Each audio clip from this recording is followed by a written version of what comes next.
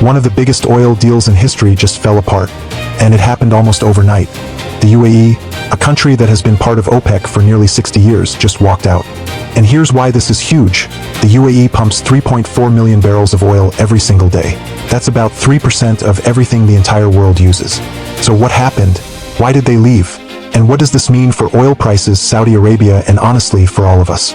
Let's break it down. First, real quick, what even is OPEC? OPEC stands for the Organization of Petroleum Exporting Countries.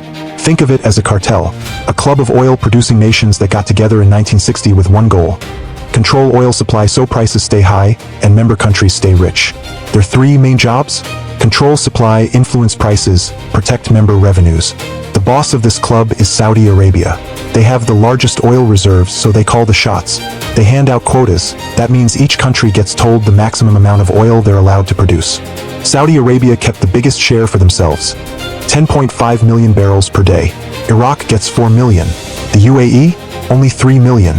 And that quota? That became the problem. Here's where it gets interesting. The UAE has spent $150 billion. Yes, billion. Expanding their oil production capacity to 5 million barrels per day. But OPEC only allows them to produce 3 million. So they built a massive oil machine that they're not allowed to fully use. They went to Saudi Arabia repeatedly and said, "Give us a bigger quota."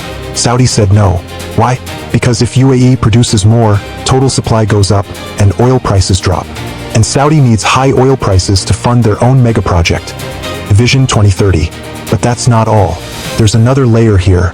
Saudi Arabia's Vision 2030 is basically a plan to turn Saudi into a global tourism and business hub. Think NEOM, The Line, luxury resorts. UAE knows this, and UAE doesn't want a competitor next door eating into their tourism, investment, and talent.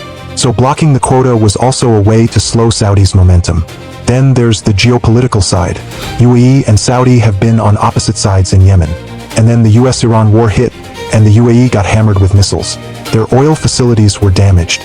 And when they looked around at the Gulf countries, they felt alone. On top of all that, the UAE is deepening ties with the US. They've been discussing currency swaps. They're realizing that to earn dollars in the future, not just from tourism and real estate, but from oil exports, they need to produce freely. OPEC's quota was in the way. So what happens now?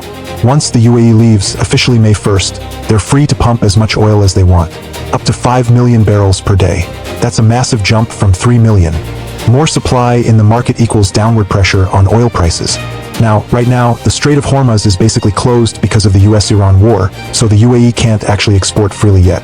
But the moment that changes, prices could feel it. For OPEC, this is a big blow. They used to control over 50% of global oil production when they were formed in 1960. That number has been shrinking for decades. With the US shale boom, OPEC formed OPEC Plus with Russia to try to stay relevant. Even with that, they were at 45 to 50% of global supply. After UAE leaves, that drops further. Will OPEC collapse? Probably not yet. Saudi Arabia still needs the group for leverage. Iraq says it's staying. And being in OPEC gives countries diplomatic weight. That's why even Iran stays in despite constant tension. But OPEC is getting weaker. That's undeniable. Here's the big picture. This isn't just about oil. It's about power. Saudi Arabia built OPEC into a tool to control global energy markets. And now that tool is cracking. The UAE's exit is the biggest defection in OPEC's history, and it signals something important. When countries have enough resources and ambition, they'd rather go alone than play by someone else's rules. Oil prices, global inflation, petrodollar deals, all of this will be shaped by what happens next between Saudi Arabia and the UAE. If you found this useful, like and subscribe. I break down global economics in plain language every week. Drop a comment. Do you think OPEC will survive the next 10 years? Let me know below.